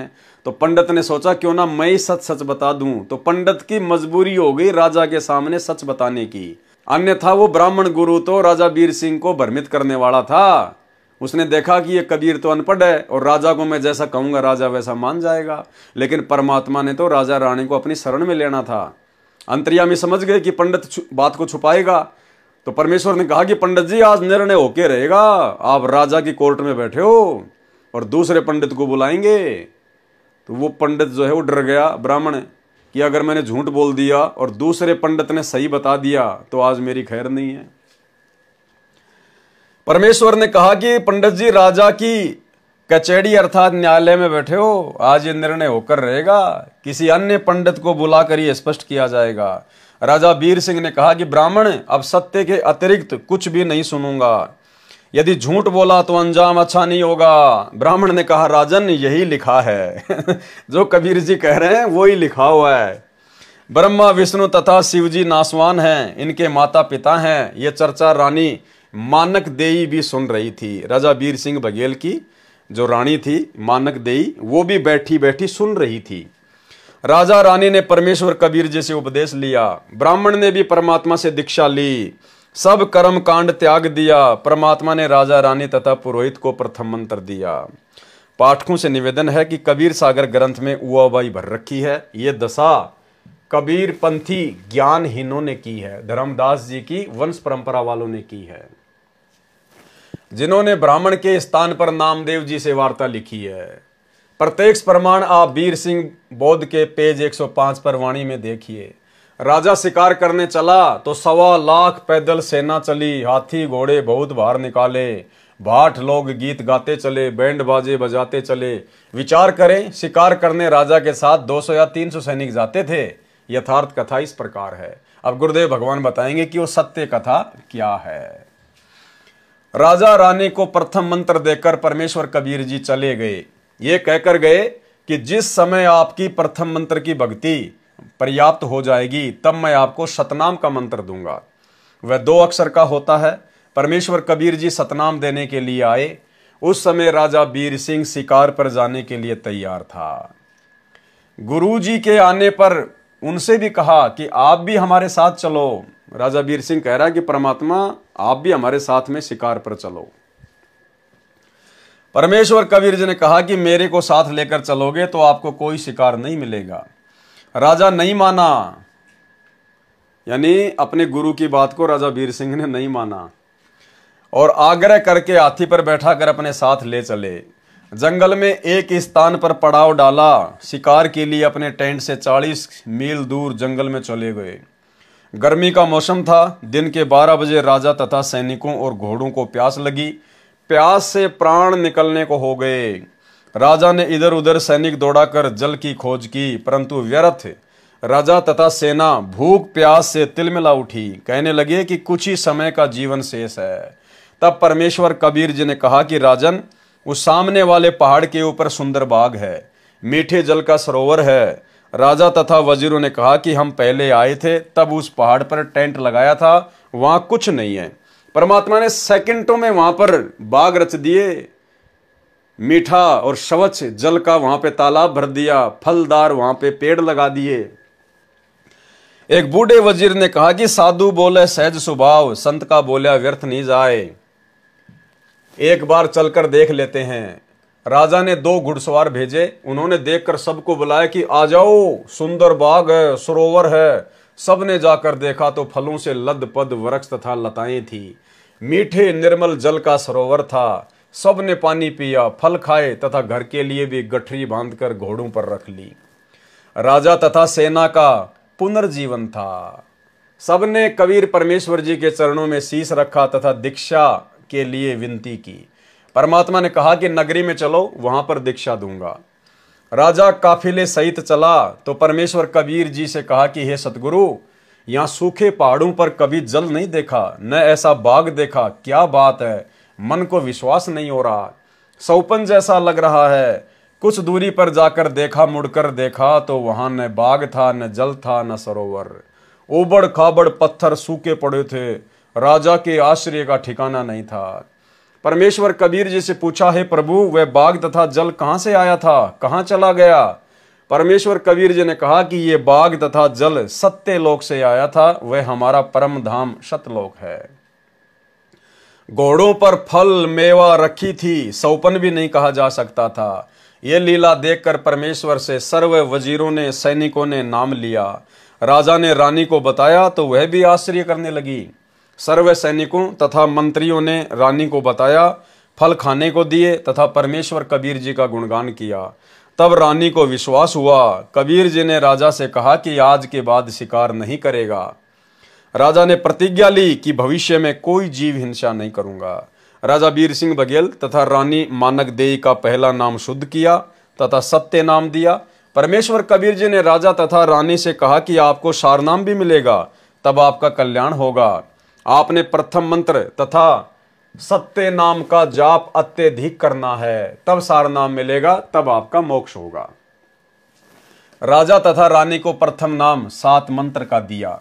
हालांकि भाई और बहनों, परमेश्वर ने उस समय 7 मंत्र किसी को भी नहीं दिए थे। केवल बीच बीच के जो 5 मंत्र हैं, इन 5 प्रधान देवताओं के, जो हमारे शरीर में बने कमलों में निवास करते हैं, केवल परमेश्वर ने वही उनको मंत्र दिए थे। यहां परमेश्वर के लिए लिखना जरूरी है, अनिवार्य है क्योंकि परमात्मा ये साबित करेंगे कि वर्तमान में जिस प्रकार मेरे द्वारा 3 चरणों में नाम दीक्षा को पूरा किया जाता है, उसी प्रकार से राजा बीर सिंह बघेल को भी 3 चरणों में दीक्षा दी थी। अर्थात विश्वास के लिए, एक एफिडेविट के लिए परमात्मा ने यहां पर ये बातें लिखी हैं। प्रमाण कबीर सागर के अध्याय बीर सिंह बोध के पेज नंबर 113 पर कबीर वचन, करी चौका तब नारियल मोरा, करी आरती भयो पुनि भोरा, तिनका तोरी पान लिख दे हूं, रानी राय अपना कर ले हूं। बहुतक जीव पान मम पाए, तागट पुरुष नाम सात आए, जो कोई हमरा बीरा पावे, बहुर न योनि संकट आवे। बीरा पावे बहुते छूटे, बिनु बीरा यम धरी धरी लूटे, सत्य कहूं सुन धर्मदासा, बिन बीरा पावे यम फांसा। बीरा, बीरा यानी नाम, मंत्र। बीरा पाए राय भय सुभागा, सत्य ज्ञान हृदय में जागा। काल जाल तब सबे पराना, जब राजा पायो परवाना। गद गद कंठ हरस मन बाडा, विनती करे राजा होय ठाडा। प्रेमासुरु दोई नयन दरड़ावे, प्रेम अधिकता वचन न आवे। राजा बीर सिंह का स्तुति करना, कबीर परमात्मा की स्तुति करना। करुणा रमन सदगुरु अभय, मुक्ति धामी नाम हो। पुलकित सादर प्रेम वश होए, सुधरे सो जीवन काम हो। भव सिंधु अति विकराल, दारुण तासु तत्व बुझाए हूं। अजर बीरा नाम दे मोही, पुरुष दरस कराए हूं। सोरठा, चलिए वही लोक को, राय चरण गए धाए। जरा मरण जेही घर नहीं, जवां हंस रहाए। कबीर परमेश्वर के वचन, आदि अंत जब नहीं निवासा, तब नहीं दूसर हते अवासा। तोन नाम राजा कह दीन्या, सकल जीव आपन कर लीन्या। राय श्रवण जब नाम सुनाई, तब प्रतीति राय जीव आई। सत्य पुरुष सत्य है फूला, सत्य शब्द है जीव को मूला। सत्य दीप सत्य है लोका, नहीं शोक जहाँ सदा अशोका। सत्य नाम जीव जो पावे, सोई जीव ते ही लोक समावे। ऐसो नाम सुहेला भाई, सुनत ही काल जाल नसी जाई। सोई नाम राजा को जो पाए, सत्य पुरुष दर्शन चितलाए। ऐसो नाम है खसम का, राय सुरती कर लीन। हर्षित पहुंचे पुरुष घर, यम ही चुनौती दीन। उपरोक्त वाणी से स्पष्ट हुआ कि परमेश्वर कबीर जी ने राजा रानी को 2 चरणों में दीक्षा दी, फिर ज्ञान समझाया कि सार शब्द के बिना सत्य लोक प्राप्ति नहीं होगी। ये प्रेरणा पाकर राजा को सारनाम प्राप्ति की लगन लगी। सारनाम प्राप्ति के लिए प्रथम तथा द्वितीय मंत्र की सच्ची लगन से भक्ति की। एक दिन परमेश्वर कबीर जी राजा बीर सिंह बघेल के घर पर आए, आदर सम्मान किया तथा आसन पर बैठाकर राजा रानी ने परमेश्वर स्वरूप गुरु के चरण धोकर चरणामृत लिया। राजा रानी ने परमेश्वर स्वरूप यानी परमात्मा स्वरूप, और परमात्मा के स्वरूप भाई और बहनों कोई दूसरा नहीं हो सकता, खुद परमात्मा ही होता है। अगर कोई परमात्मा के समान हो गया, कोई परमात्मा के स्वरूप हो गया, फिर तो परमात्मा 2 हो गए, जबकि परमात्मा तो एक ही है। तो परमात्मा स्वरूप यानी वो परमात्मा कबीर स्वयं धरती पर गुरु बनकर प्रकट होता है। इसलिए यहां पर कहा जाता है कि परमात्मा के समान, परमात्मा के तुल्य, परमात्मा के समक्ष। ऐसे राजा रानी ने परमेश्वर स्वरूप गुरु जी के चरण धोकर चरणामृत लिया तथा सार शब्द देने के लिए प्रार्थना की। अब सार शब्द के लिए भाई और बहनों, हमने एक पिछले वीडियो में बहुत अच्छे से जिक्र किया था परमेश्वर जी के आशीर्वाद से। यहां परमात्मा ने सार शब्द का जिक्र किया, सतनाम का जिक्र किया, प्रथम मंत्र का जिक्र किया, केवल ये प्रमाणित करने के लिए कि वर्तमान में जो दीक्षा दी जा रही है उनके द्वारा वो सत्य है, क्योंकि कबीर परमात्मा भी 650 साल पहले इसी प्रकार से 3 चरण में दीक्षा दिया करते थे। लेकिन वर्तमान में सार शब्द के योग्य हम कैसे बनेंगे, सार नाम के हम योग्य कैसे बनेंगे, और क्या वर्तमान में जो सार नाम दिया जा चुका है बरवाला कांड से पहले या बरवाला कांड के बाद इन आश्रमों में डीवीडी से गुरुदेव के परिवार के द्वारा, वो कितना सही है, वो सत्य है, या खाली एक नकली बंदूक गुरुदेव भगवान ने हमारे रिहर्सल के लिए भक्तों को पकड़ाई है।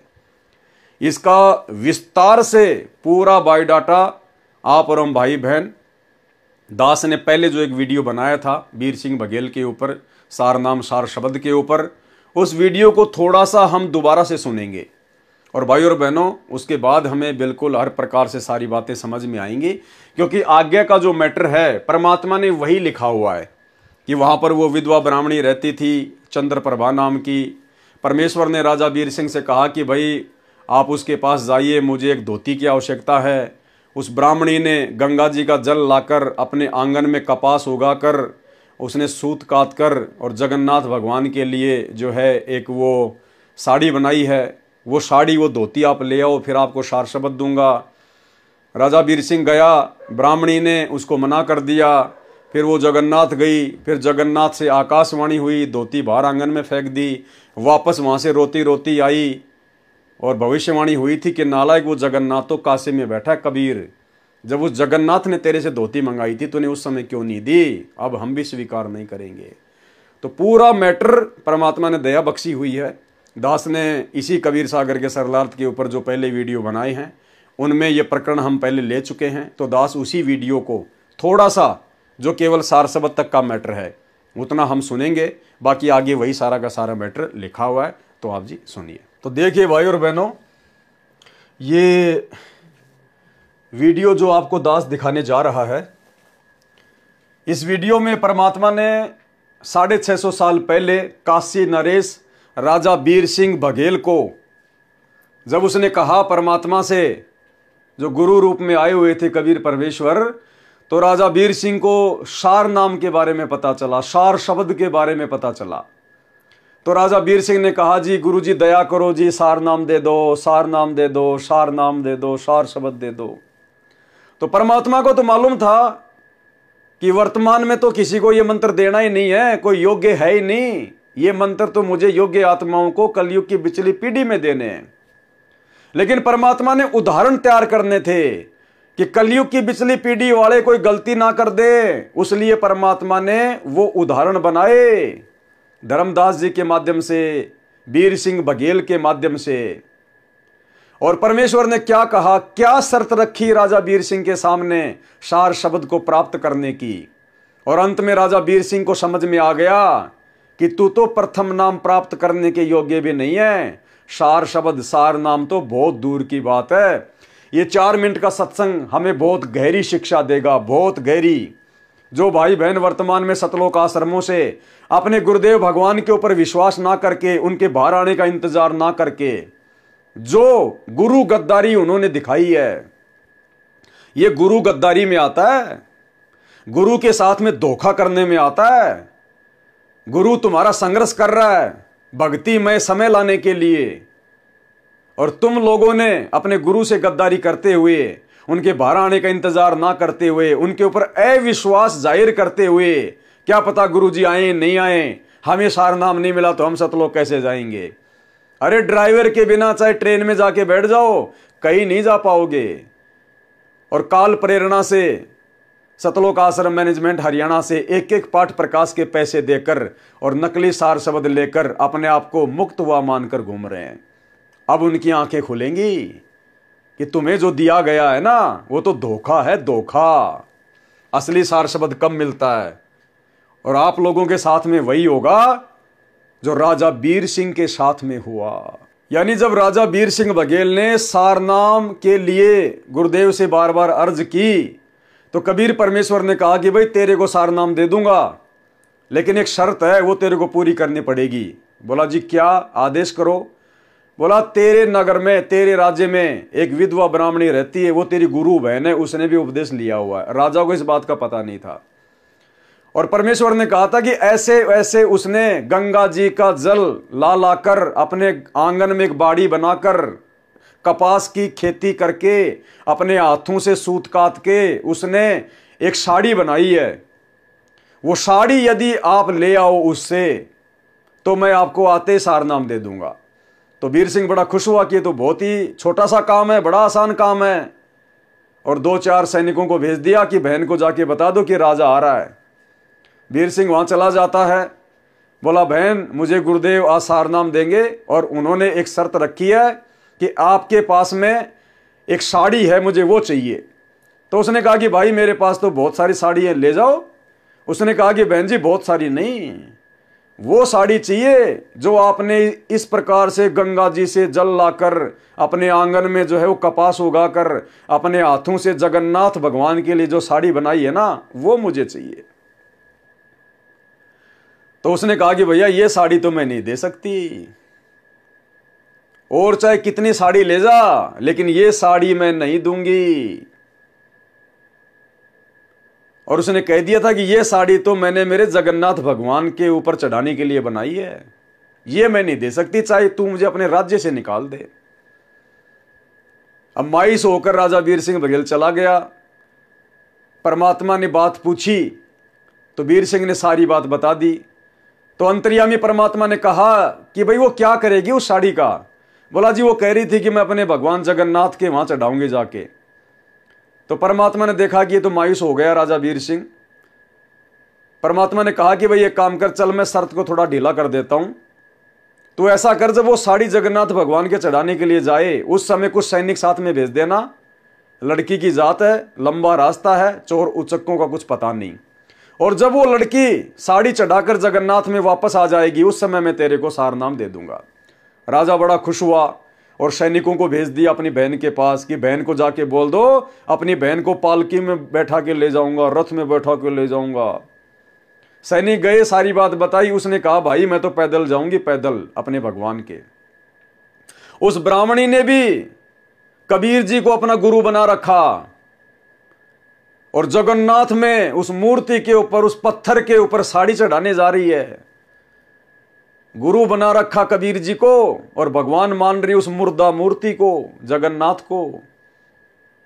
इधर राजा वीर सिंह ने भी गुरु बना रखा कबीर जी को, लेकिन भगवान नहीं मान पा रहा था।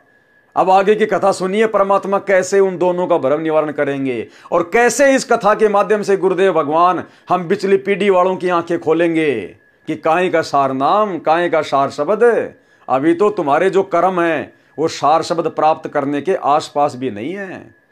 तो गुरुदेव कह रहे हैं इस 4 मिनट के सत्संग के विषय में कि पुण्यात्माओं, केवल ये कथा नहीं है, इसका कितना जबरदस्त निष्कर्ष निकलेगा आपने वो देखना है। तो ध्यान से सुनना भाई और बहनों, ध्यान से देखना आपने पुण्यात्माओं, ये देखना है आपने, इसका निष्कर्ष क्या निकलेगा इस स्टोरी का। ये केवल कथाएं नहीं है, ये हमारे लिए बहुत काम की वस्तु है।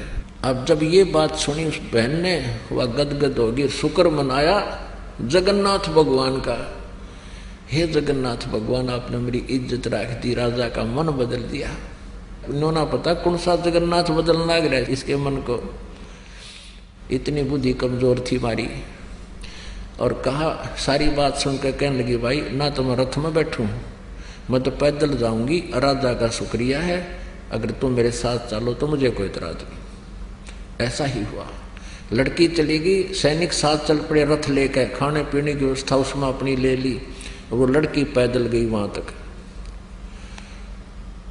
अब शाम में पहुंचे, सुबह नहा धोकर उस बहन ने वह अपनी जो धोती हाथ से बना रखी थी वो चादर लेकर भगवान जगन्नाथ के मंदिर में मूर्ति के चरणों में रखना चाहिए, रखते ही और कहा कि इस दासी की तुच्छ भेंट स्वीकार करना जगन्नाथ। वो धोती वहां से उठी और उस जगन्नाथ के मंदिर के प्रांगण में जाकर पड़ी और आकाशवाणी हुई कि नालायक, जगन्नाथ तो काशी में बैठा है, वो कबीर परमात्मा इज जगन्नाथ, तो किस धक्के खाना गी। वो जगन्नाथ की मूर्ति ने कोई आकाशवाणी नहीं की, वो पत्थर की मूर्ति वाला क्या आकाशवाणी करेगी। उसी कबीर परमात्मा ने जो 650 साल पहले आए हुए थे, उन्होंने उस मूर्ति के माध्यम से आकाशवाणी की उस बहन का भ्रम तोड़ने के लिए कि नालायक, वो जगन्नाथ, जगतनाथ यानी पूरे संसार को रचने वाला, पूरे संसार का पालन पोषण करने वाला, वो जगन्नाथ कबीर तो काशी में बैठा है, तू यहां कहां धक्के खाने के लिए आ गई इस मूर्ति के ऊपर साड़ी चढ़ाने के लिए। अरे जब उस जगन्नाथ ने काशी में तेरे से साड़ी मंगवाई थी, तूने उसको क्यों नहीं दी? अगर तूने उसको नहीं दी तो हम भी तेरी साड़ी स्वीकार नहीं करेंगे। और साड़ी को फेंक के मारा, आंगन में आके गिरी जगन्नाथ के प्रांगण में। इस आकाशवाणी को वो सैनिक भी सुन रहे थे और वो विधवा ब्राह्मणी जब उसने सुना कि वास्तव में असली जगन्नाथ तो मेरा गुरु ही है, गुरु के अलावा दूसरा कोई जगन्नाथ और कहीं नहीं है, गुरु बड़े हैं गोविंद से मन में देख विचार, हरि सुमरे सो रह गए गुरु भजे हुए पार। वहीं से रोना शुरू हुई थी और काशी में आके रुकी थी। और आगे क्या हुआ ध्यान से सुनिए। कि इस दासी की तुच्छ भेंट स्वीकार करना जगन्नाथ। वो धोती वहां से उठी और उस जगन्नाथ के मंदिर के प्रांगण में जाकर पड़ी और आकाशवाणी हुई कि नालायक, जगन्नाथ तो काशी में बैठा है, वो कबीर परमात्मा इज जगन्नाथ, तो किस धक्के खाना गी। कलेजा फट गया उस लड़की का, रोआ बुरी तरह। ओए होए, वो भगवान स्वयं है कबीर जी। वो वहीं से रोने लगी थी, आंखों में इतने आंसू बह गए कि सारे कपड़े भीज गए उस बेटी के, कि मैं कितनी नीच हूं, भगवान कहाँ मैं खोजन की तागी। परमात्मा कहते हैं गुरु मानुष कर जानते ते नर कहिए अंध, महादुखी संसार में आ गए यम के फंद। ठीक इसी प्रकार वर्तमान में वो जगन्नाथ, वो कबीर भगवान तो बैठा हिसार जेल में, और तुम उस दाढ़ी मूछ वाली नकली कबीर की फोटो को जगन्नाथ मानकर उसका प्रकट दिवस मना रहे हो, धक्के खा रहे हो इन आश्रमों में, इन पत्थरों में जा जाके सिर मार रहे हो, जो इनके महीने में आश्रमों में जा जाके ड्रामेबाजी कर रहे हो। अरे जगन्नाथ तो बैठा हिसार जेल में। और पिछले वीडियो में आपको दिखा दिया गुरुदेव का हिसार जेल से आया हुआ लेटर, जिसमें गुरुदेव ने 2018 में कह दिया था कबीर प्रकट दिवस से पहले कि मत मनाना, कबीर जी तो मेरे साथ हिसार जेल नंबर 2 में बैठे हैं। उसके बाद भी तुम लोगों ने 2028 में रोहतक के पशु मेला ग्राउंड में कबीर प्रकट दिवस मनाया और इतना भयंकर तूफान आया, इतनी भयंकर बारिश आई, सब कुछ अस्त व्यस्त हो गया। अरे ये गलती तो 650 साल पहले की थी उस विधवा ब्राह्मणी ने। और वो सत्संग सुनने के बाद भी, क्या गुरुदेव ने आपको सत्संग नहीं सुनाए? हजारों बार गुरुदेव ने सत्संग में इस घटना का जिक्र किया है। क्यों सुनाते हैं? मनोरंजन के लिए, हमारी आंखें खोलने के लिए। फिर भी तुम्हारी आंखें नहीं खुल रही कि वास्तव में जगन्नाथ कौन है।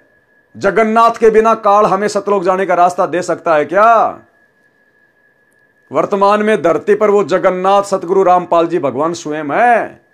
वो तो बैठे हिसार जेल में, और तुम इन आश्रमों में आंखों पे काली पट्टी बांध के गांधारी की तरह भेड़ चाल में उस कागज की मुर्दा बेजुबान कबीर जी की समझे जाने वाली दाढ़ी मूछ वाली फोटो को जगन्नाथ मान के कबीर प्रकट दिवस मना रहे हो। सार नाम की छींट के अधिकारी भी नहीं हो, छींट के अधिकारी भी। देखना आगे क्या बनेगी उस ब्राह्मणी के साथ और वीर सिंह बघेल के साथ। आकाशवाणी ने कहा कि जगन्नाथ तो वहां बैठा जिसने धोती वहां मंगवाई थी, तो वहां नहीं पहुंचा सकी, यहां धक्के खाने आ गई, ले जा इसको उठाकर। अब ये आकाशवाणी सुनी उन सैनिकों ने भी, वापस आगे रोती हुई। अब वो लड़की रो रही थी। 10-12 दिन के बाद फिर वो वापस पहुंचे। उस दिन भी परमात्मा, क्योंकि लीला थी उनकी, पता था उनको, तो कबीर जी ने वीर देव सिंह बघेल के घर पर विराजमान थे। पता था कि आने वाली है वो सारा सांग वापस आओगा, वह खाया ही धक्के नालायक है। अब पहले पता किया कि कबीर साहब के घर पे गए, पता लगा कि राजा के यहाँ पहुंचे हैं। फिर राजा के घर पहुंचे, वो लड़की भी और वो सैनिक भी। लड़की रो रही, उसको उसमें बोला नहीं जा रहा, चरणों में गिर गई भगवान कबीर साहब के, और ऐसे रो रही है कि उस पर आवाज निकल रही, गला कति रुंध गया उसका, ना कुछ बता पा रही है। अब राजा ने सोचा भाई के बिजली गिर गई इस लड़की पे, और गुरु जी ने तो कहा था इसको कोई दुख ना होना चाहिए, और क्या आपत्ति आ गई, और ये रो रही है। अब मुझे नाम मिला नहीं, क्योंकि भगवान ने कहा था इसको कष्ट नहीं होना चाहिए। सैनिकों को बुला कहा, अरे निकम्मो क्या हो गया इसको, तुमने मेरा नाश कर दिया। तो वो कहने लगे जी कुछ नहीं हुआ, सारी कहानी से परिचित कराया और कहा जी वहां इसने जब धोती चढ़ाई तो वो धोती वहां से उठकर बाहर गिर गई, और कहा आकाशवाणी की कि जगन्नाथ तो वहां बैठा है कबीर, वो जगन्नाथ है, सारी सृष्टि का मालिक है, तू कहाँ धक्के खाना गई, वहां उसने जगन्नाथ ने खुद मांगी, वहां तो तू दे नहीं सकी, और उसी को अर्पण कर। वह धोती भी साथ सिर पर ले रही वह लड़की, और तब तेरा कल्याण होगा। अब दोनों का एक तीर से दो शिकार किए परमात्मा ने। एक तीर से दो शिकार किए परमात्मा ने। दो शिकार कौन से? वो विधवा ब्राह्मणी जो अपने गुरु को खाली एक जुलाहा मान रही थी, मानुष मान रही थी, और राजा वीर सिंह बघेल भी हल्के में ले रहा था कबीर जी को, इतने प्रमाण देखने के बाद भी, इतनी लीलाएं देखने के बाद भी। और वर्तमान में हम पिछली पीढ़ी वालों के भी भगवान ने उस उदाहरण को पेश करके आज आंखें खोलनी थी कि सार नाम और सार शब्द के योग्य भगत कब बनता है, जब गुरु और परमात्मा कति एक हो जाते हैं। अब देखिएगा वीर सिंह बघेल की आंखें कैसे खुली। माने वीरदेव सिंह का विश्वास था कि कबीर इज गॉड, और ना उस नालायक का विश्वास था कि कबीर इज गॉड। गुरु बना रखा लेकिन भगवान वो पत्थर मान रखा था।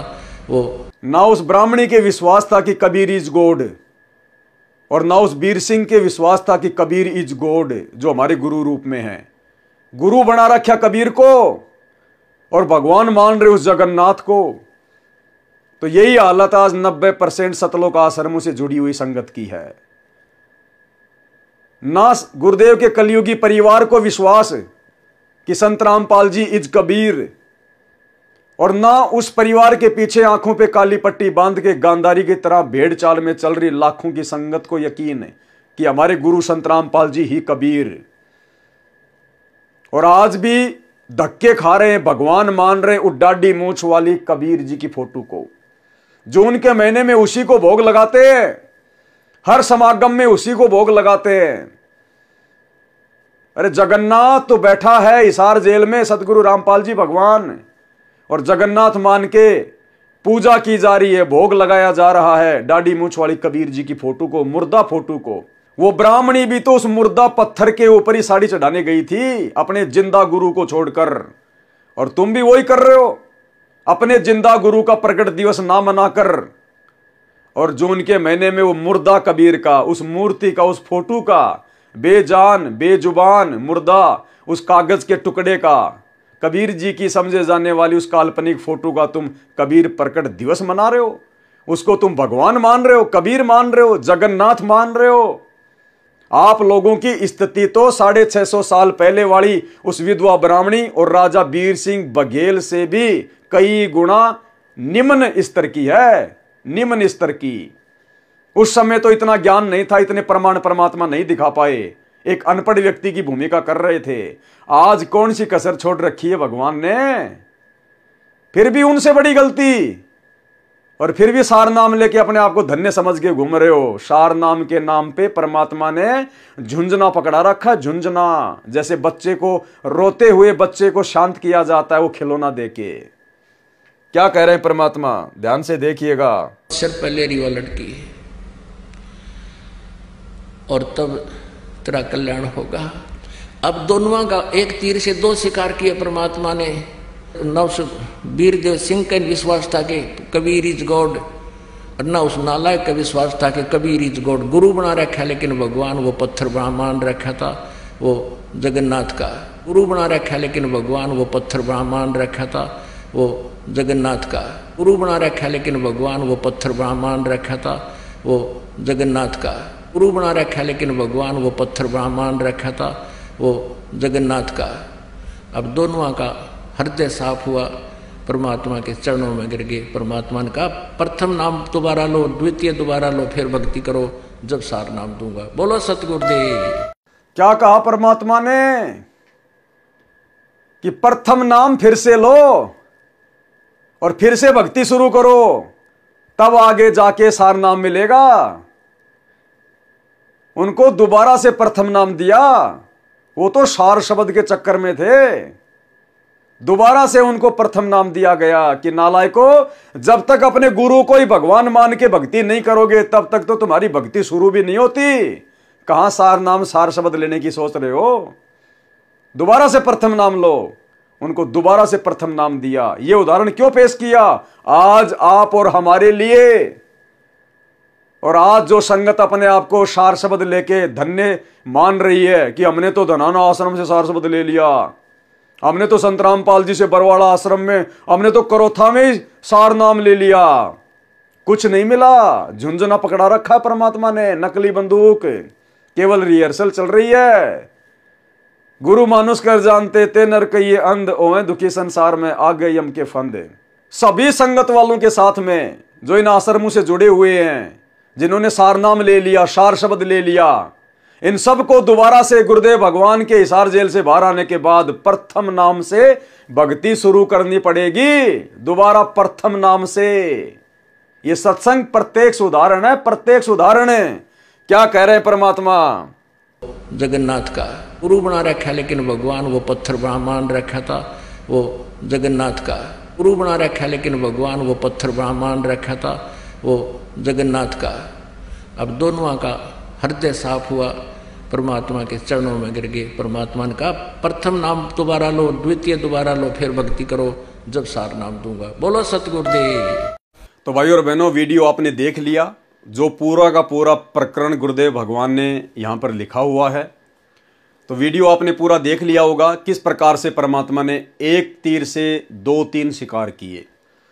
परमात्मा ने उस विधवा ब्राह्मणी चंद्र प्रभा की बुद्धि को भी सेट करना था कि नालायक, तूने गुरु बना रखा मुझे, और जगन्नाथ यानी परमात्मा मान रही है पत्थर की मूर्ति को। उधर राजा वीर सिंह बघेल को भी परमात्मा ने सत्यता से परिचित करवाना था कि भैया ये सार शब्द इतनी आसानी से नहीं मिलता। जब तक आप अपने गुरु को परमात्मा नहीं मानोगे, ये सार शब्द प्राप्त करने के योग्य नहीं बन सकते। तो वीडियो हमने देख लिया, थोड़ा सा हम इसको पढ़ेंगे। ये लास्ट पेज है, इसमें परमात्मा ने नीचे थोड़ा सा निष्कर्ष दिया हुआ पूरी राम कहानी का सारांश। इस प्रसंग से सिद्ध हुआ कि परमेश्वर कबीर जी दीक्षा कर्म 3 चरणों में पूरा करते थे। एक बात यह भी सिद्ध हुई कि जब तक हम गुरु जी को परमात्मा नहीं मानेंगे, क्या कह रहे हैं पूज्य गुरुदेव, कि इस पूरी कहानी से जो राजा वीर सिंह बघेल की आपने सुनी है, इसका एक निष्कर्ष यह भी निकलता है कि जब तक हम अपने गुरु को ही पूर्ण परमात्मा नहीं मानेंगे, पूर्ण परमात्मा के समान नहीं लिखा, पूर्ण परमात्मा के तुल्य नहीं लिखा, जब तक गुरु को ही पूर्ण परमात्मा नहीं मानेंगे तो मोक्ष के अधिकारी नहीं बन सकते। भाई मोक्ष प्राप्त नहीं कर सकते। सांसारिक सुख मिल जाएंगे, दुनिया भर के लाभ मिल जाएंगे, मनुष्य जन्म मिल जाएंगे बारंबार, और फिर 84 लाख योनियां भी मिल जाएंगी, लेकिन मोक्ष नहीं मिल पाएगा जब तक हम इस कबीर परमेश्वर के सत भक्ति मार्ग में गुरु रूप में आए हुए कबीर परमेश्वर को परमेश्वर नहीं मानेंगे। यानी वर्तमान में वही कबीर परमेश्वर वर्तमान में सतगुरु रामपाल जी के स्वरूप में अपने वास्तविक सतलोकी रूप में धरती पे प्रकट है। इनके अलावा यदि हम उस कागज के टुकड़े को, कबीर जी की समझे जाने वाली दाढ़ी मूछ वाली फोटो को परमात्मा मानेंगे तो भाई और बहनों हमारा मोक्ष नहीं हो सकता। इसलिए परमात्मा ने साथ संगति से जुड़े हुए भाई बहनों पे दया बख्शी है। हम सभी सत्सेवक भाई बहनों ने उस कागज के टुकड़े को, नकली कबीर जी की समझे जाने वाली फोटो को अपने घर से, अपने दरबार से, अपने लॉकेट से बाहर निकाल दिया है। तभी हम पूर्ण मोक्ष प्राप्त कर पाएंगे, अन्यथा बात नहीं बनेगी। बाकी तो आपने वीडियो में सब कुछ जान लिया, देख लिया, समझ लिया, लेकिन यह सारांश में परमात्मा ने और स्पष्ट कर दिया है। एक बात यह भी सिद्ध हुई कि जब तक हम गुरु जी को परमात्मा नहीं मानेंगे, और गुरु जी को परमात्मा मानने की पहचान है कि गुरु जी के अलावा और जिस भी फोटो में हम लोग अभी तक अपनी नादानी के चलते, ज्ञानहीनता के चलते, जिसको हम भगवान मान के बैठे हैं, दाढ़ी मूछ वाली कबीर जी की फोटो को, उसको अपने घर से बाहर निकाल देना, दरबार से बाहर निकाल देना। आपके घर में केवल आपको चारों तरफ एक ही फोटो नजर आनी चाहिए, अपने गुरुदेव भगवान की, तो आप इस लाइन पर खड़े उतरेंगे, अन्यथा भाई मोक्ष से दूर रहेंगे। तो एक बात यह भी सिद्ध हुई कि जब तक हम गुरु जी को परमात्मा नहीं मानेंगे तो मोक्ष के अधिकारी नहीं बन सकते। यह वीर सिंह बघेल काशी नरेश की यथार्थ कथा है। इस प्रकार वीर सिंह बोध में बिजली खान पठान की कथा भी लिखी है, वह पूर्ण रूप से गलत है। यथार्थ कथा इस प्रकार है। तो आज के वीडियो में हम केवल इतना ही लेंगे। कल परमेश्वर की रजा से हम लोग बिजली खान पठान और अन्य महापुरुषों की जो कथाएं हैं परमेश्वर ने आगे जिक्र किया हुआ है, उन कथाओं से भी आप और हमारे को बहुत कुछ अध्यात्म से रिलेटेड बातें सीखने को और समझने को मिलेंगी। तो भाई और बहनों, हमने पूज्य गुरुदेव जी के कर कमल से लिखे हुए इस पवित्र ग्रंथ को केवल टाइम पास या मनोरंजन की दृष्टि से नहीं पढ़ना है। आप और हम भाई बहनों ने इसका निष्कर्ष निकालना है। हम भगत भाई बहन आज से पहले निष्कर्ष नहीं निकाल पा रहे थे। हम इस पवित्र कबीर सागर को पढ़ भी रहे थे, अन्य पुस्तकों को भी हमने पढ़ा, लेकिन वो सार नहीं निकाल पा रहे थे। भाई जब गुरुदेव भगवान ने सत्संगों में सारी बात बोल दी है तो फिर पुस्तकें क्यों लिखी? वही बातें तो उन्होंने अपने सत्संगों में कही है, लेकिन पुस्तकों में परमेश्वर ने कुछ विशेष बातें अंकित की हैं, कुछ सांकेतिक रूप में, कुछ स्पष्ट रूप में। तो आज से पहले हम नहीं समझ पा रहे थे, कोई बात नहीं। अब परमेश्वर ने सात संगतियों की शुरुआत करके दया बख्श दी है। अब सात संगतियों के माध्यम से इन पुस्तकों के ऊपर जो वीडियो बन रहे हैं, और बहुत सारी पुस्तकों के ऊपर वीडियो बन चुके हैं, अब परमेश्वर की दया से, उनकी विशेष कृपा से आप और हम सभी भाई बहन गुरुदेव के उन संकेतों को बहुत अच्छे से समझ पा रहे हैं और समझकर अपने जीवन में भी लागू कर रहे हैं। और इसी से भाई और बहनों हमारा यहाँ से पूर्णतया छुटकारा होगा, क्योंकि परमात्मा भक्ति की खुराक खिलाने में कोई भी कमी किसी भी प्रकार की नहीं छोड़ेंगे। यदि कमी रहेगी तो आप और हमारी रहेगी। तो भाई और बहनों, बहुत बड़ी दया पूज्य गुरुदेव भगवान की। आज के वीडियो में केवल इतना ही। कल रात्रि 8 बजे सभी भाई बहन लाइव जुड़िए। तब तक गुरुदेव भगवान हम सबको आज्ञा दें, इजाज़त दें, आशीर्वाद दें। बंदी छोड़ सतगुरु रामपाल जी भगवान की जय हो।